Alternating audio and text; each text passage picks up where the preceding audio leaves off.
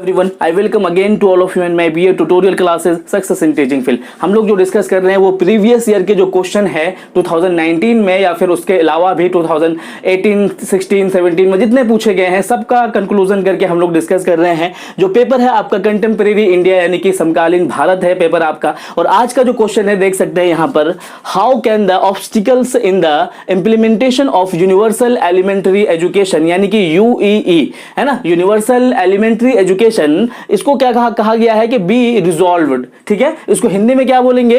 हिंदी में बोलेंगे कि सार्वभौमिक प्राथमिक शिक्षा के क्रियान्वयन के अवरोधों को कैसे दूर किया जा सकता है। इसमें दो पॉइंट है। पहला तो यह है कि ऑब्स्टिकल्स यानी कि एलिमेंट्री यूनिवर्सल एलिमेंट्री एजुकेशन को अब इंप्लीमेंटेशन में क्या क्या बाधाएं आती है, क्या क्या प्रॉब्लम आती है और उसका रिजॉल्व किस तरीके से किया जा सकता है, यानी कि उसका सोल्यूशन कैसे लिया जा सकता है। समझ में आया? इससे पहले जो आपका क्वेश्चन नंबर 4 है वहां पर भी मैंने यूईई को समझाया है, यानी कि यूनिवर्सल एलिमेंट्री एजुकेशन को मैंने आपको पूरी तरीके से समझाया है। और यहां पर मैं आपको बताऊंगा कि इसमें किस तरीके से ऑब्स्टिकल्स यानी कि इसमें प्रॉब्लम या फिर बाधाएं आती है और उसका रिजॉल्व यानी कि उसका जो सॉल्यूशन है उसको किस तरीके से निकाला जा सकता है, उसको हम लोग समझेंगे। देखिए, कुछ आंसर जो होते हैं ना वो आप जो है अपने लॉजिक के बिहार पर भी लिख सकते हैं। जैसे कि ये क्वेश्चन है, इसमें कोई जरूरी नहीं है कि किताब को उठा करके आपको पढ़ना है, समझना है, दिमाग लगाना है। आपको अगर यूईई यानी कि यूनिवर्सल एलिमेंट्री एजुकेशन के बारे में पता है तो आप बहुत इजी तरीके से इसका आंसर लिख सकते हैं। और इस तरह के क्वेश्चन हमेशा से 1-2 हर साल पूछे जाते हैं, इसीलिए मैं चाहता हूं कि इसमें आपको मैं कुछ मार्गदर्शन दूंगा, कुछ डायरेक्शन दूंगा, उसी के बिहाफ पर अपना जो लॉजिकली लेवल पर है आप आंसर भी लिखेंगे। ठीक है, आपको पता है कि हमारा जो एलिमेंट्री एजुकेशन है वो किस तरीके से हमारे क्या कहते हैं किस तरीके से आता है एजुकेशन की। अगर हम बात करें एलिमेंट्री एजुकेशन की तो हमारा जो क्या कहते हैं संविधान है, जैसे मैंने इससे पहले भी बताया है, 86th अमेंडमेंट जब किया जाता है संविधान में तो उसके अकॉर्डिंग एजुकेशन एलिमेंट्री की बात की जाती है, जहां पर 21st आर्टिकल को जोड़ करके एजुकेशन को एक मौलिक अधिकार दे दिया जाता है, यानी कि फंडामेंटल राइट दे दिया जाता है। और उसके बाद आर्टिकल 45 जोड़ करके यहां पर बच्चों को 6 से 14 साल तक free education and compulsory education देने की बात की जाती है।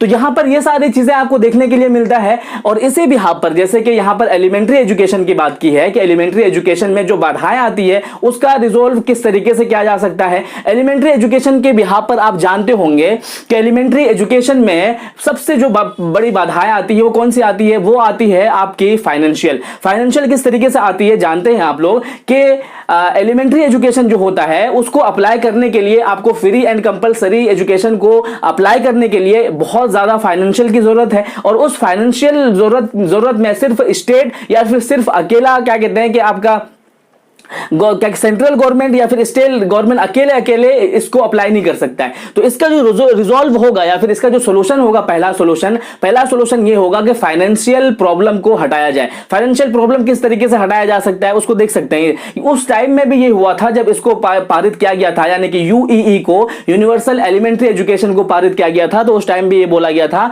कि फाइनेंशियल लेवल पर 55% जो है सेंट्रल गवर्नमेंट पैसा देगा। 55% कौन देगा? सेंट्रल गवर्नमेंट पैसा देगा और उसके बाद 45 जो है स्टेट गवर्नमेंट इसका पैसा देगा। ठीक है ना, इसमें जो है क्या कहते हैं कि खर्च करेंगे जितने भी खर्च आएंगे। क्योंकि एलिमेंट्री एजुकेशन की बात करें तो 6 से लेकर के जो 14 साल के जो बच्चे होते हैं, ठीक है, 1 से लेकर के जो 8 क्लास तक, 6 से लेकर के 8 क्लास तक जो एजुकेशन है उसको किस फ्री देना है, बिल्कुल पूरी तरीके से फ्री देना है। अगर फ्री देना है तो फाइनेंशियल प्रॉब्लम आएगी। तो इसका रिजोल्यूशन क्या किस तरीके से आएगा, रिजॉल्व यानी कि इसको सोल्यूशन किस तरीके से किया जा सकता है कि इसी तरीके से कि कुछ परसेंट पैसे जो है सेंट्रल गवर्नमेंट दे और कुछ परसेंट पैसे जो है कौन दे? स्टेट गवर्नमेंट दे। ये देखने के लिए मिला है कि 25,000 करोड़ सेंट्रल गवर्नमेंट पे लागू होता है। और उसके बाद अगर 5 साल की बात करें तो 1,71,000 करोड़ जो है क्या कहते हैं कि इसमें लगेगा। इस पूरे कोर्स में कितने सालों में? 5 सालों में इस क्या कहते हैं इतने पैसे देने होंगे। तो इतना बड़ा अमाउंट कोई अकेला नहीं दे सकता है। तो इसका फर्स्ट रिजॉल्व या फिर फर्स्ट जो सोल्यूशन है वो क्या है कि फाइनेंशियल प्रॉब्लम को 2 भागों में बांट करके, और एक तरीका और हो सकता है जिस तरीके से इन्होंने कहा था कि प्राइवेटाइजेशन जो है, यानी कि प्राइवेट में भी 50-25% बच्चों को अप्लाई किया जाएगा, बच्चे वहां पढ़ सकते हैं। तो अगर वो प्राइवेट सेक्टर अगर उस बच्चों की जिम्मेदारी ले लेते हैं कि ठीक है हम 25% जो गरीब बच्चे होंगे उनको हम पढ़ा सकते हैं, अगर ये चीज वो ले लेते हैं, तो इस तरीके से फाइनेंशियल प्रॉब्लम यानी कि जो ऑब्स्टिकल्स है और जो प्रॉब्लम है उसका सॉल्यूशन निकाला जा सकता है फाइनेंशियल के बिहाफ पर। इतना समझ में आ गया। उसके बाद आप जानते हैं कि इसमें यूईई यानी कि यूनिवर्सल एलिमेंट्री एजुकेशन में यह बात रखी गई है कि हर 6 से 14 साल के बच्चों को क्या है, फ्री दिया जाएगा। 6 से 8 तक क्लास के जो एजुकेशन है यानी कि फ्री ऑफ कॉस्ट दिया जाएगा। वहां पर एक प्रावधान यह भी रखा गया था कि 1 to 5 के क्लासेस जो है या फिर स्कूल्स जो है वो कहां पर, एलिमेंट्री स्कूल 1-1 किलोमीटर पर होना चाहिए। अगर आप 1 किलोमीटर पर बच्चे को स्कूल प्रोवाइड नहीं करा सकते हो तो उसका जो ट्रांसपोर्टेशन खर्चा आएगा वो आपकी रिस्पॉन्सिबिलिटी है। तो यह भी देखा गया है कि अगर सिर्फ गवर्नमेंट इस चीज को पूरा करेगा तो गवर्नमेंट पूरी तरीके से नहीं कर पाएगा, क्योंकि गवर्नमेंट थोड़े ना हर किसी को देख रहा है, वो आपके ऊपर भी रिस्पॉन्सिबिलिटी। अगर इसको जो है समाज, सोसाइटी में रहने वाले जो वॉलंटियर्स है, जो क्या कहते हैं स्कूल के जो मेंबर है, वो सबको ही मिलकर के अगर इसमें साथ नहीं देगा, कहने का मतलब है दूसरा जो आपका रिजॉल्व होगा, दूसरा जो उसका सॉल्यूशन होगा वो ये होगा कि मैनेजमेंट सिस्टम बहुत जरूरी है इसमें। अगर मैनेजमेंट सिस्टम नहीं होगा तो उस बिहाफ पर क्या होगा कि ये जो क्या कहते हैं कि यूनिवर्सल एलिमेंट्री एजुकेशन का जो कॉन्सेप्ट है वो अप्लाई नहीं हो पाएगा। क्यों नहीं हो पाएगा? सपोज दैट कि गवर्नमेंट तो ये कह देता है कि ठीक है 1 किलोमीटर पर बना लो स्कूल, 3 किलोमीटर पर होना चाहिए सेकेंडरी स्कूल। तो अगर गवर्नमेंट ने कह दिया तो इसका इंप्लीमेंटेशन कितना हो रहा है,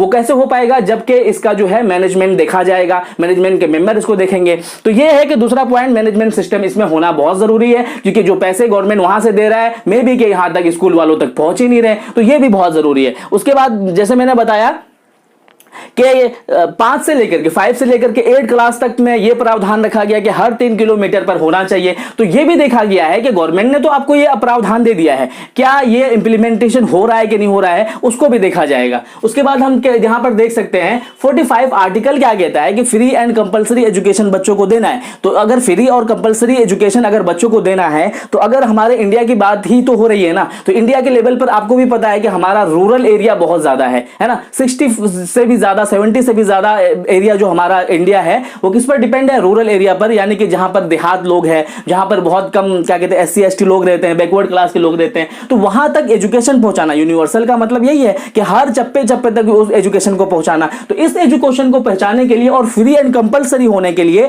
यह जरूरी है कि आप अगर क्या कहते हैं कि आप अगर सिर्फ गवर्नमेंट पे डिपेंड हो जाएंगे तो गवर्नमेंट इसको नहीं कर पाएगा। सपोज दैट इसको किस किस पर होना चाहिए, ये पेरेंट्स की भी रिस्पॉन्सिबिलिटी बनती है, फैमिली की भी रिस्पॉन्सिबिलिटी बनती है, सोसाइटी की भी रिस्पॉन्सिबिलिटी बनती है, और उसके अलावा स्कूल की भी रिस्पॉन्सिबिलिटी बनती है। ये सब लोग मिलकर के जब तक इसको पूरा नहीं करेंगे तो इसका जो क्या कहते हैं कि ऑब्स्टिकल्स है, इसकी जो बाधाएं हैं, उसका सॉल्यूशन कभी भी निकल के नहीं आएगा। तो आपको क्या करना है कि इन लोगों सबको भी इसकी रिस्पॉन्सिबिलिटी समझना चाहिए। उसके बाद आता है आपका मिड डे मील। आप इस तरीके से कॉन्सेप्ट अप्लाई करो ना। बहुत सारे बच्चे इसलिए नहीं जाते हैं स्कूल में पढ़ने के लिए, वो क्या कहते हैं कि सर वहां पर जो इंफ्रास्ट्रक्चर है इतना गंदा है सर, इतना महकता है, वहां किसी तरह से बैठने की जगह नहीं है सर, वहां पर क्या कहते हैं कि बाथरूम नहीं है, लेडीज एंड जेंट्स के दोनों के टॉयलेट एक ही है, तो लड़कियों की प्रॉब्लम हो रही है, तो लड़कियां कह रही है हम नहीं जाएंगे पढ़ने के लिए। तो इस तरह की जो इंफ्रास्ट्रक्चर की बात है, अगर इन चीजों को नहीं ठीक किया जाएगा तो बच्चे का जो क्या है, बच्चे का जो यूनिवर्सल एलिमेंट्री एजुकेशन है वो लागू नहीं हो पाएगा। तो लागू होने का जो ये प्रॉब्लम है, ये सारे प्रॉब्लम को पहले हटाओ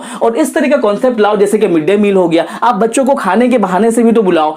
सपोज दैट कि बच्चा ठीक है नहीं पढ़ रहा है, आ तो रहा है ना स्कूल में, आकर के बैठने की आदत तो बन रही है ना, तो इस तरह से धीरे धीरे से वो पढ़ने की भी आदत लग जाएगी उसको। तो मिड डे मील भी अप्लाई करो उसके साथ में। उसके बाद आप देख सकते हो कि ये कहा गया है कि 30 स्टूडेंट्स पे क्या कहा गया, एक टीचर होना चाहिए। आपको आज की डेट में पता है कि आपके स्कूल में कितने टीचर हैं, और किसी भी स्टेट को उठा के देख लो, 400 से 500 स्टूडेंट्स है लेकिन एक भी टीचर नहीं है, उस पे 1 से 2 टीचर है। तो 1 से 2 टीचर कैसे पढ़ा सकता है? क्या एक ही टीचर साइंस पढ़ा सकता है? क्या एक ही टीचर लिटरेचर पढ़ा सकता है? वही टीचर मेडिकल पढ़ा सकता है? वही टीचर क्या कहते हैं ज्योग्राफी? नहीं हो सकता है ना। तो ये कहा गया है कि टीचर के जो प्रावधान है उसको भी पूरा करोगे तब क्या होगा, तब जाकर के ऑब्स्टिकल्स यूईई के जो प्रॉब्लम है, यानी कि यूईई में जो प्रॉब्लम है, बाधाएं हैं, उसका रिजॉल्व यानी कि सॉल्यूशन निकाला जाएगा। कब? जबकि आप इन चीजों को ध्यान देंगे, जिन चीजों को कौन बोलता है, जिन चीजों को एजुकेशनल क्या कहते हैं कि एलिमेंट्री एजुकेशनल पॉलिसी बोलता है, जिन चीजों को आरटीई बोलता है, ये सारी चीजों को क्या कहते हैं कंप्लीट करने पर ही इसका सॉल्यूशन निकाला जा सकता है।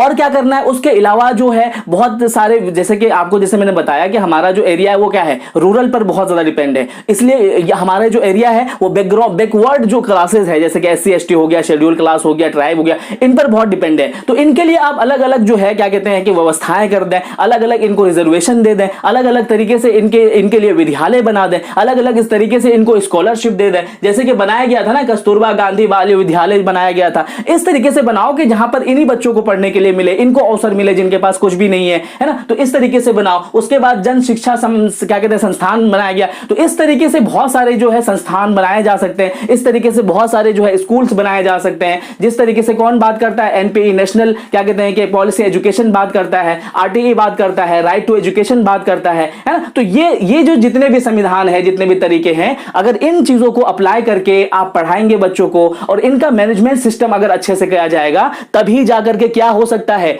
यूईई में यानी कि यूनिवर्सल एलिमेंट्री एजुकेशन में क्या की बाधाओं में क्या रिजॉल्व यानी कि सॉल्यूशन निकाला जा सकता है। तो ये था आपका आज का आंसर। आई होप कि समझ में आया होगा। किसी तरह की क्वेरीज हो, क्वेश्चन हो तो कमेंट सेक्शन में जरूर लिखिएगा। Thank you so much video देखने के लिए।